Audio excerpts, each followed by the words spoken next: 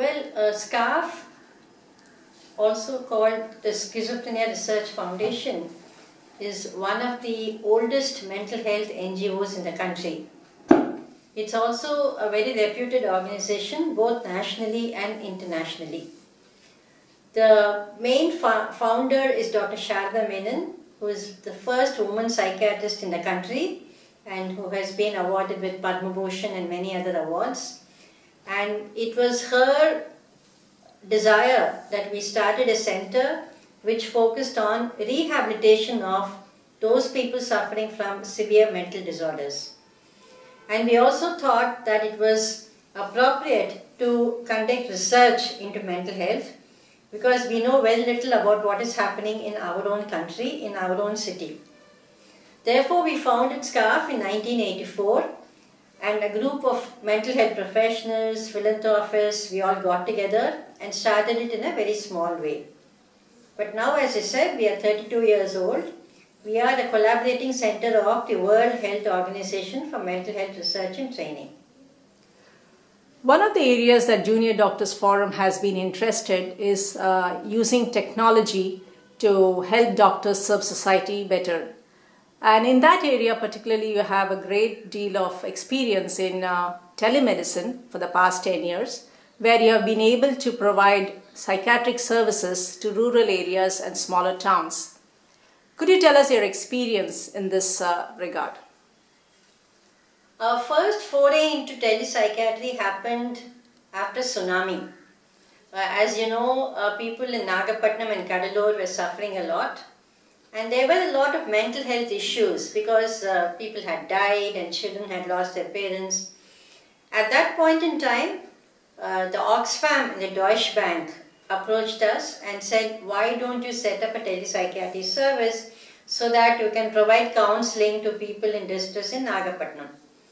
There aren't many qualified psychologists or social workers in Nagapattinam, and therefore we were really we felt that we would contribute in a big way to this. And that's how we actually started telepsychiatry. But along the way we found that people soon got better, and all we were doing was catering to a group of very severely mentally ill. So it struck us that maybe this is a population that we should focus on during our telepsychiatry experiences. And then what happened was we submitted a proposal to the Tata Trust about 7 years ago to serve the mentally ill in Pudukkottai district. Some of you may know that Pudukkottai district is the most backward district in the entire state of Tamil Nadu. Backward because the opportunities for work are very limited. It's a very dry and arid area. And if you look at some of the health indices or even the development indices, those in Pudukkottai are much lower even than the national average. So we selected Pudukkottai, and what we also did was, we did a major innovation. We started mobile telepsychiatry. In the sense, we got hold of a bus and we equipped it with telepsychiatry gadgets. And we also had a pharmacy on the bus. We had a nurse on the bus and a pharmacist on the bus. And of course, we had our community level workers on the ground. So this bus was essentially going from place to place in Pudukkottai, and it was connecting to the psychiatrist who was in Chennai.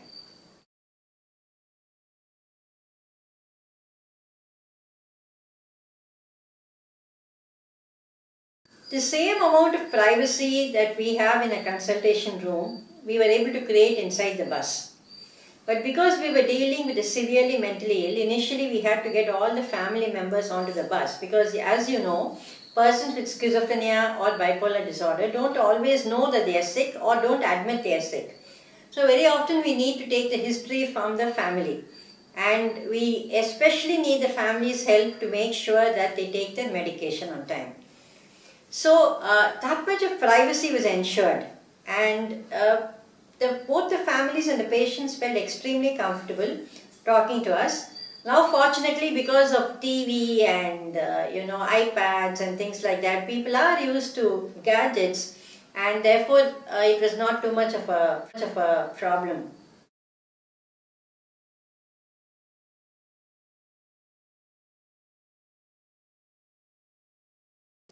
So the bus is not the only place that was delivering the treatment. We also had two what we call fixed line centers. That is basically rooms in various parts of the district where there was equipment which was required to connect to the psychiatrist who was in Chennai. On the whole, during the 4 or 5 years we saw patients, we have now registered about 2,500 patients with serious mental illness.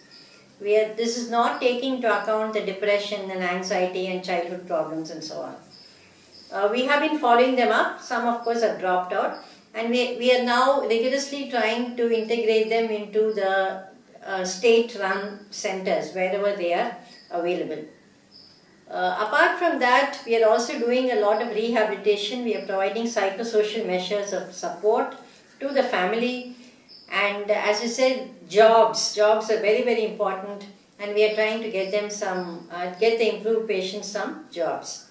So a lot actually can be achieved through telepsychiatry, because we are able to reach out to a larger number of patients.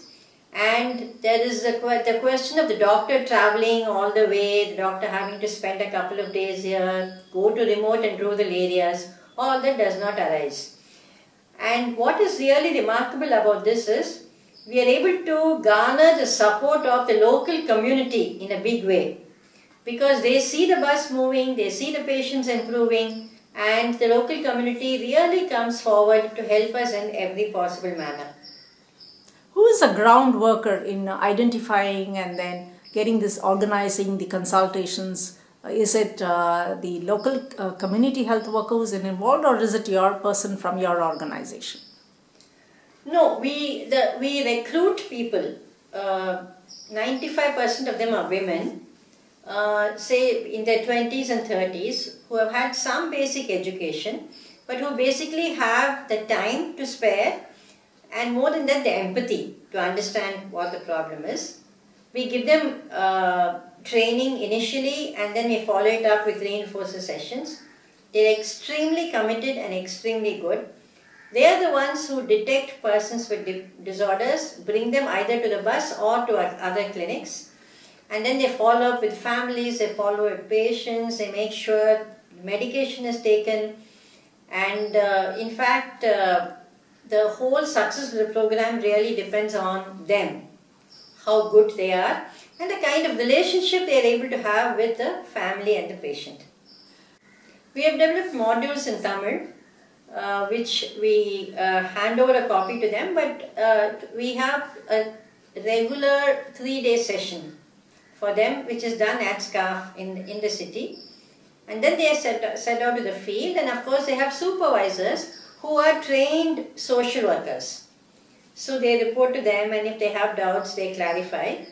And they also engage in a lot of public awareness and education. In fact, what we have done is we have fitted the rear end of the bus with a television. And in the evenings, the bus goes and parks itself in, say, Mofussil bus stops, where people are just hanging out, doing nothing, waiting for the bus. And then we show some short films in Tamil on mental health, various aspects of mental health, and we find that this is a good way of improving awareness in the local rural population. The dropout rate is about 30 to 40%, but that is what you will expect in any health. It's not just... no, it has nothing to do with the bus or with the telepsychiatry or anything. So the dropout rate is... People will drop out because they improve, people will drop out because they are too far away from the treatment facility. And I'm happy to say that in Madurai now they have a bus, and the people from Sikkim and northeast regions, they have come and spent a week with us, and they have in fact sent proposals to their government that they should do telepsychiatry. So it is a highly replicable model and quite cost effective, because initially we had a set of equipments which we had to use, but what we found later on that was not really required. With a good connection of a mobile operator, any mobile service operator, that it's and a good television screen both in Chennai and in the peripheral areas, it is eminently possible to deliver good care service. Only one bus now, and the coverage is, see, we are catering to a 500,000 population, but the prevalence of schizophrenia is about 0.5 to 1% of the population. So that's why we landed up with close to 2,000, 2,500 patients. And the coverage is very good because it's largely the community level workers who spread the word around, number one. But what really works is people seeing that a person has improved. Correct. That is really the best way to get more and more people into your treatment net. Because they see a man who is extremely violent or agitated, but now he is able to go to work in the 100-day scheme and getting some money. Yes. So then they are convinced that they need to come to treatment, because as you know, in rural areas, many of them go for magical religious kinds of treatment. They go to temples or dargahs or churches. Working very closely with the government in Pudukkottai, the district collector is very interested. But I do not know how far they will actually replicate this model. Although, as I said, it's a highly cost-effective, replicable model. So we have a pharmacy on the bus and we have electronic records. So when the doctor prescribes, the nurse there looks at the prescription and she hands over the medicines to the patients. The medication is totally free and so is a consultation. So that way compliance with medication will be better because they are not spending for the medicines, and we are able to give very good quality, high quality medication, and everything is standardized according to we have an SOP as to what should be done under what circumstance. Request for Skype. We do a lot of Skype consultations. And of course phone calls to monitor and to follow up. But very often we have to actually do home visits, because sometimes the patients don't want to come to the center, or they're not able to come to the center. Then we do a lot of home visits and we actually look at the patients. And this is especially with elderly. The older the person gets, what we call comorbidity becomes very, very important. So we largely, we have a network of primary care physicians, and if we have a doubt that there could be an underlying physical disorder, either causing this problem or coexisting with the problem, then we refer them to either the government hospital or the PHC or to this network of primary care physicians that we have. We ask for investigation, and again when they come we review the whole many times we've had epilepsy with psychiatric disorders, metabolic conditions with psychiatric disorders. We definitely have that in mind, and we are very careful, as you said, to think about them and to eliminate them. Looking at app-based treatments, app-based detections, especially among schools and colleges, where we know that people are developing apps for depression, anxiety, stress, burnout, things like that. And it is our desire in the next 2-3 years, in fact we have an ongoing program which we will launch next year, where we are going to ask college students to try these apps and report to us if there is a problem, or report to anybody.